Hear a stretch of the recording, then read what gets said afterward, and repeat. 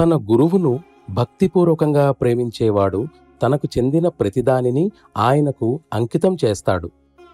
తన గురువులో సంపూర్ణ లయాన్ని పొంది లోపల బయట అంతటా ఎల్లప్పుడూ ఆ గురువునే చూస్తాడు.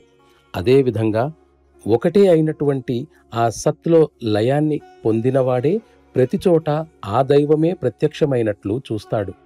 ఎందువల్లనంటే అతడి ఆలోచనా ప్రవాహం ప్రతీదీ అసలు దివ్యధారతో కలిసి ఉండిపోవడం వలన సత్తత్వం ప్రతిదాని నుండి వెలువడుతున్నట్లు అనుభూతి చెందుతాడు.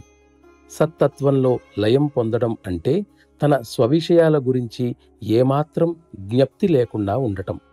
తన శరీరం, మనస్సు, ఆత్మ తనలో ఉన్న మరి దేన్ని గురించి అతడికి ఎరుక ఉండకూడదు. నిజానికి అదే అసలైన దివ్యత్వ స్థితి. ఏది ఏమైనప్పటికీ పరిమితులు కొంతవరకు ఉండవచ్చు, అది సహజమే.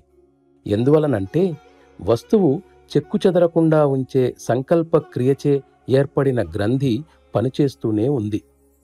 అది తొలగించబడినట్లయితే ప్రపంచం తన ఉనికినే పోగొట్టుకుంటుంది.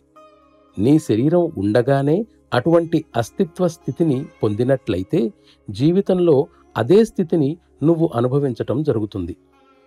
ఇప్పటికీ కూడా ఉన్నత స్థాయికి చెందిన యోగి ఆ అంతిమ స్థితికి వచ్చినట్లయితే అతడు దానిని దర్శించటం సాధ్యమవుతుంది. ఏమైనప్పటికీ హృదయ చక్షువుతో చూడని విషయాలను గురించి మాట్లాడటం మిక్కిలి అనుచితం.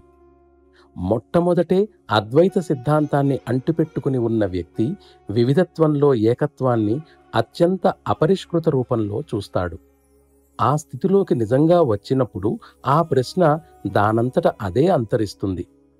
ప్రధానమంత్రి పదవికి రాకుండానే తాను దేశానికి ప్రధానమంత్రినని చెప్పుకోవటం ఎవరికైనా ఎన్నడైనా తగునా?